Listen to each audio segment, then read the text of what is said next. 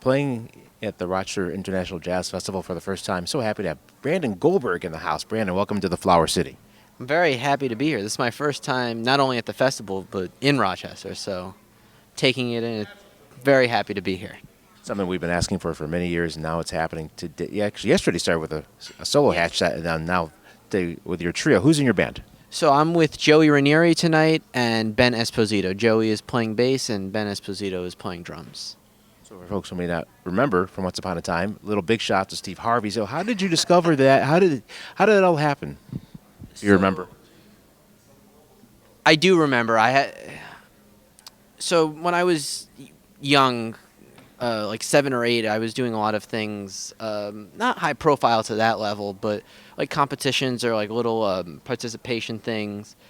And there was something where I was playing at Carnegie Hall. I forgot how exactly it happened, but whoever coordinated that was involved and I think was on the team of like finding, people of interest for that show. And yeah, that happened, I guess, when I was 8 or 9 years old. Frankly, I don't remember too many of the details, but I do remember that, and that's had a very big impact on my career following that.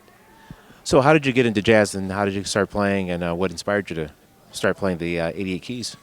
So I started playing piano when I was 3. No one in my family was musical, but my mom took lessons in middle school, and even though she didn't stick with it, there was a piano in the house that my grandparents got for her and my parents inherited. And one day I came home from preschool, and I went to a musical preschool where, they would play us songs to sing along to pretty much nursery rhymes. And I came home one day and I sat down at the piano, and at first it was just plunking out, random notes my parents thought, and then eventually it refined itself into the melodies that they were singing to us. And then I think my parents realized there was something there when I took my left hand and I started playing the chords, and I was able to hear the harmony, and it wasn't just a melody and a lucky coincidence. And ever since that, my mom, and a lot of people in the jazz world know my mom, because I started playing professionally when I was 11 or 12, and I needed a parent to travel with, and she was more than just a parent to travel with. Very supportive, and the reason why I am here today and able to do all of the things that I've been so fortunate enough to do. But my parents were immensely supportive and tried to get me in front of as much music as soon as possible, and they would play me a lot of music and take me to hear live music in Miami. And my grandparents actually played me a Sinatra video when I was 5 or 6, and that changed everything for me. And I became obsessed with that, and I became obsessed with Sinatra. And I would wake up the whole house on weekends just listening to concerts of his and television specials. And because I'm a child of YouTube, I would look up Frank Sinatra, and then you see in the recommended for you, here's Tony Bennett with Bill Evans. And when I heard Bill Evans, and I heard Oscar Peterson shortly after that too, but when I heard Bill Evans, it was like, whoa, this is the music that I love on the instrument that I play. Because I wasn't a singer, and you don't want to hear me sing, especially now. But it was the first time that I resonated with, what I wanted to do. And I kind of saw, this is what I can do, or this is what it could be. And ever since then, for more or less, that's been my journey. Speaking with Brandon Goldberg here on Jazz 90.1. So, Brandon, who have you been checking out these days, inside or outside of jazz? A lot of classical music these days. I love Bach. I love Chopin. Always listening to Bud Powell. Always listening to Hank Jones. I don't know. And there's also very important figures in my musical life and personal life as well. Bill Charlap is someone that has been a great mentor and great friend to me in the past couple of years that I'm pretty much always listening to, whether that's a phone call or one of his records. I don't know, who else am I listening to? I listen to a lot of Sinatra still. I don't know, I went for a run this morning. I'm trying to think what I listened to. I listened to a Monty Alexander record, We've Only Just Begun, because in the spirit of Rochester. I forget where in Rochester that was recorded, but that was a live record Monty made in Rochester in the early 70s. Yeah, a lot of different things, but it's all kind of the same. I don't know. I'm always listening to a lot of different music. And Joey specifically, I'll text him in the middle of the night, man, have you heard this? It's unbelievable. And we'll send each other music. Sometimes it's Schubert, sometimes it's Cedar Walton, Ahmad Jamal always. A lot of different music. Speaking with Brandon Goldberg. Brandon, who's in your band tonight? I'm with Joey Ranieri on bass and Ben Esposito on drums. So talk about finding your voice, because a lot of folks say, they sound like their influences early on, then eventually they develop their voice. But you have your own voice. How did that happen? It doesn't really feel that way.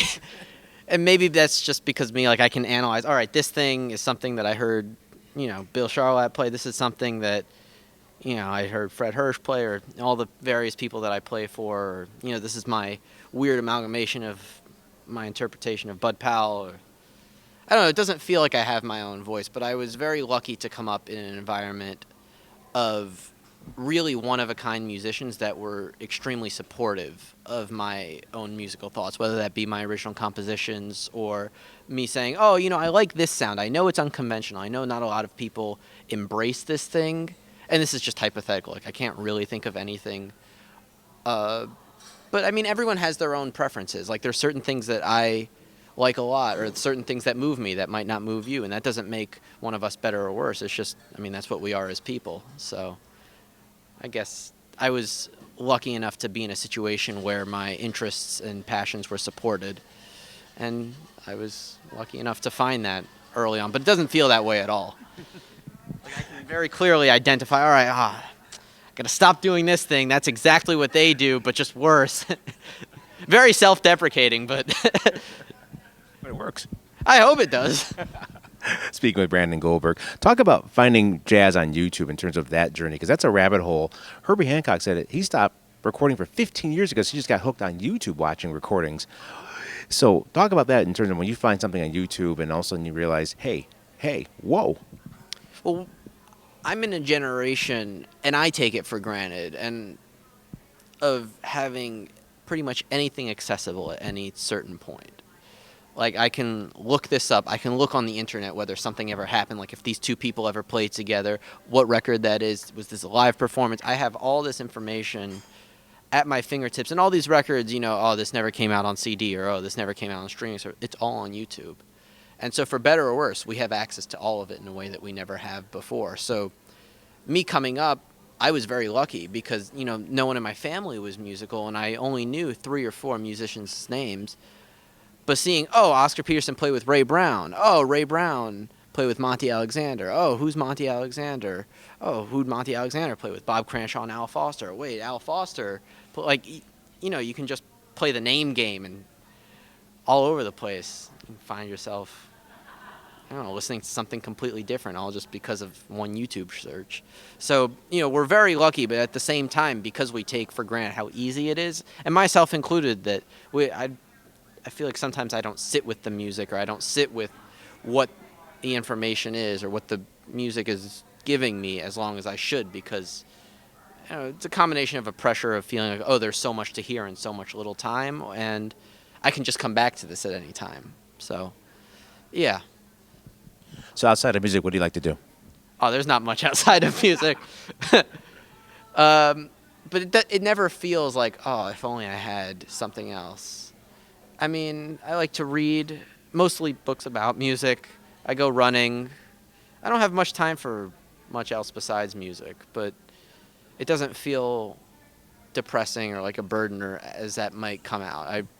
I love that is all that I do. I have interest outside of music. I like trying new restaurants. I'm very into food. Not cooking. I live in New York, and that's kind of a pain in the ass in New York. But yeah, I like seeing the cities that I travel, and I like what's Rochester's thing. I haven't tried, what's it called, the garbage plate. Yeah. I haven't tried that yet because I have to play. I don't have a day off, and I'm a little scared from everything I heard. It's like I'm being paid to be here. Can't crash out in the middle of the set. Brandon, we're looking forward to 2 great sets tonight, and welcome to Rochester. Thank you.